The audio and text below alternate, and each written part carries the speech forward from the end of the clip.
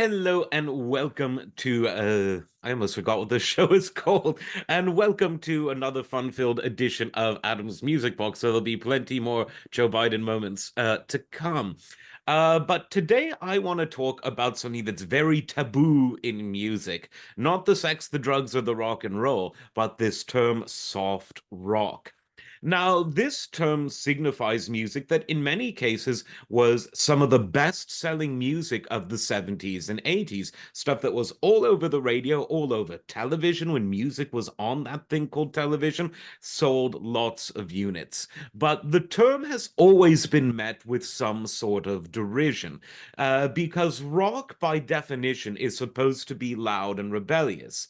It's not supposed to be soft, but as rock matured, rock itself came to be a byword for any form of pop music that was more rock derived than anything else. So, what do you have when there's something that isn't loud Led Zeppelin, Deep Purple style rock and roll, but that is a pop music that isn't based on anything jazzy or bluesy in a specific sense, not based in a specific sense on, proper sort of country and western, not based on soul or R&B. And what does that kind of leave you with? Well, in the 70s and 80s, that really left you with the term soft rock.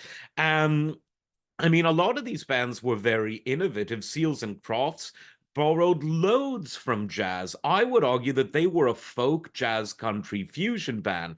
And that's why I would say that if you want a band that was pure rock with some folk and some country influences, but rock mainly, but on the more acoustic side, that band would be America, that band that really encapsulated that format. And insofar as this is true, I think America wrote the greatest soft rock song of all time. And this song is called Ventura Highway. It's got it all. It's got a really relaxing vibe. It's got a wonderful set of chord changes, great harmony vocals, and a lyric that is just very soothing and very comforting. Ventura Highway, in the sunrise, all of that, just very, very relaxing. Now, America were a band that consisted of three main musicians, all of which sung lead and harmony vocals. It was Gary Beckley, Dewey Bunnell, and Dan Peek. And all of the classic albums had these three main performers. Peek left in the late 70s, but the band as a duo continued on and even had some renewed success in the 80s. And they were really successful across almost all of their albums. They had loads of hits. Sister Golden Hair, another soft rock classic, Sandman, which shows the rock side of what they were doing. Horse with No Name, which was their first big hit, had all sorts of interesting lyrics. After 9 days, I let the horse run free because the desert had turned to sea. See, I remember it after all these years. I found that interesting. And in Ventura Highway, you've got an interesting lyric, alligator lizards in the air. I don't know what that means, but it sounds kind of cool.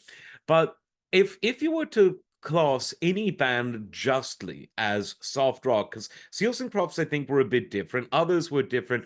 I think America could really be put in this category. And I say it not in a derisive way, but in a praiseworthy way. We cannot all be Led Zeppelin or The Who, or if we're going to the next decade, or Metallica or Guns N' Roses.